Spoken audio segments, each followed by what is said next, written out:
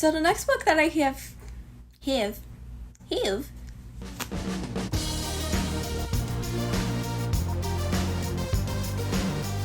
Hello everyone, my name is Stephanie and welcome back to my channel. So if my timing's correct, the last video you all saw from me was telling you every single book on my physical TBR.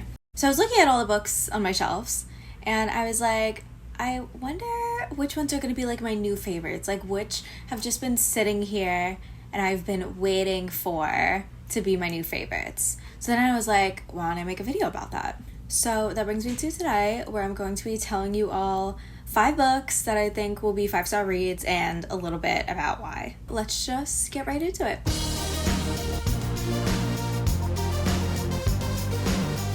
Okay, so the first book that I have on the list is Brave New World by Aldous Huxley. First of all, I just love this edition. It's a little hard to see on the camera, but the cover almost looks metallic, and it also has speckled edges, which I know a lot of people hate, but I love them. So if you don't know what this book is about, it is a classic dystopian novel that centers around more of a sci-fi genre. Basically, the people in this world are like bred and socially indoctrinated to follow this government and also given medication to keep them indoctrinated as well. So just the synopsis alone has honestly been enough to interest me, because I don't think I've ever read a dystopian that kind of focuses on sci-fi. You know, we have classic 1984, which is just like social indoctrination and like being watched. And, you know, of course, the Hunger Games, where they're killing people. But this one seems unique to me from what I've read. So just that alone is enough to keep me really interested. And dystopian is one of my favorite genres. So because of those couple things combined, I think this is just going to be a really great read. I've also heard it's written really well. So there's actually a quote on the back that I really love from this book.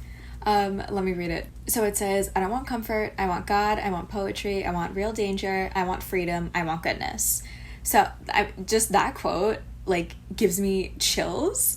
So I just can't wait to dive into like the world of this, and even just the language I feel like is really going to pull me in. The next book that I have here is Bunny by Mona Awad. So this book is about Samantha, who is a graduate student, and she is surrounded by this clique of girls called the Bunnies, and they are kind of like ominously the same and like very cliquey. But one day she gets invited to join them, and that's kind of where things take off. So this book, to me, reads very much Mean Girls meets Midsummer, and I just cannot fathom a more perfect combination of things for me to enjoy. Like the culty nature of it with how almost camp it seems to be from those like extremely feminine attributes that these girls have. It also seems to be I support women's rights, but also women's wrongs kind of book, because I think something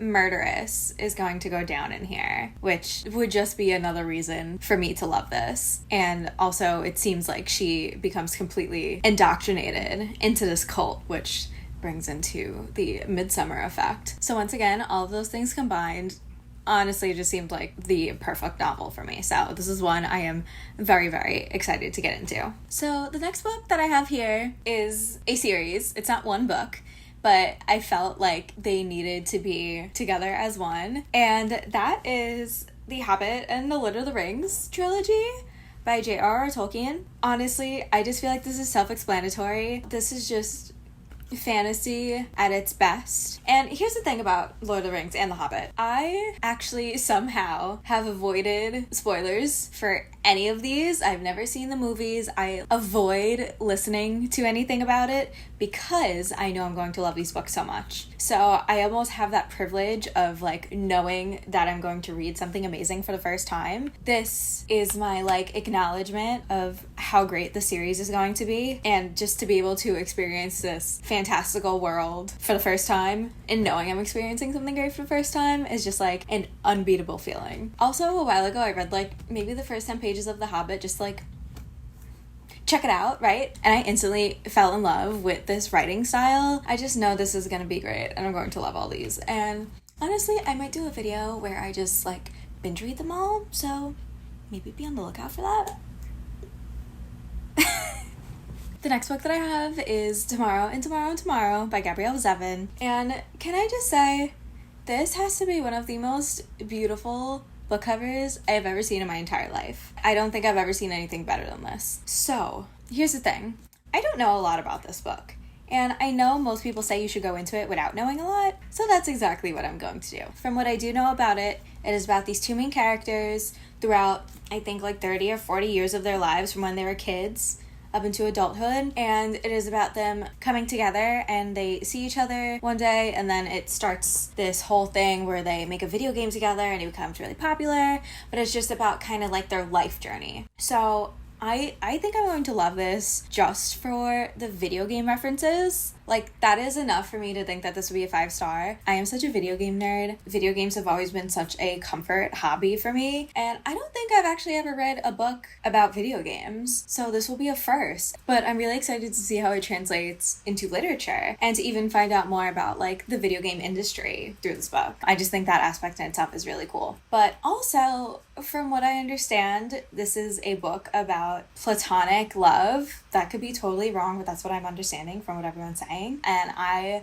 am obsessed with anything that is non-romantic love, because those relationships are so important in our lives, and they're often made to seem not that important. So any piece of media that emphasizes those relationships is good for me. Also, I'm sure the character development in this book, because it's through like such a large time span, is going to be like insane to see. I'm not sure if this book is set up in like timelines or like it's linear. I'm sure it's not, but just that aspect is going to be really cool to see. I also plan on reading this soon for the AAPI readathon that Read with Cindy does every year, so we'll know soon enough if this is a 5-star. I'm very excited to read it this month. And last but not least, we have The Picture of Dorian Gray by Oscar Wilde. And can we just acknowledge how beautiful this edition is? I love these Barnes & Noble Classic editions so much. I mean, look at that. It's all shiny, and it has green sprayed edges. So good.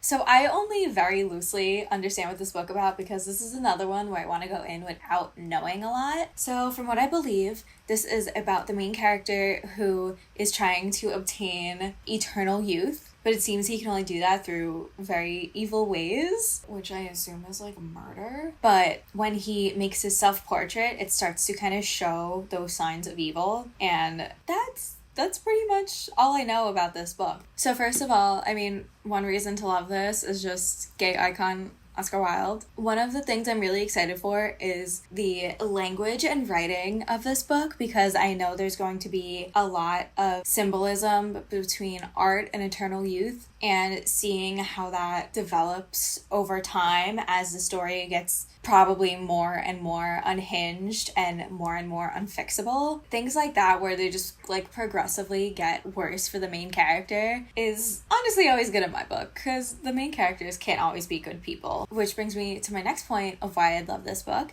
is because the main character seems to be, I don't even know if morally gray is the right words, because he just seems kind of evil. And it seems like when this eternal youth is starting to be possibly stripped from him, that he somehow becomes even more evil. I mean, I love unhinged main characters and also evil main characters, because we can't all be chosen ones, you know? Also, just the vibe of dark academia just seems to be something I really enjoy. So just the setting in itself, I think, will be good enough reason for me to love this. So these are the 5 books / 4 books in one series that I think are going to be 5-star predictions on my TBR shelf. Now, these probably aren't the only books that will be 5-star reads on my shelves, but these are just the ones that I am most sure of. There's also books on my TBR that I've already read that were 5 stars, so I felt like it was an unfair advantage if I were to put them in this video, because it'd be a little biased. But I would love to, in the future, maybe once I've read these books, come back, sit down, and watch this video and see if they actually were 5-star reads. I think that'd be a really fun thing to do.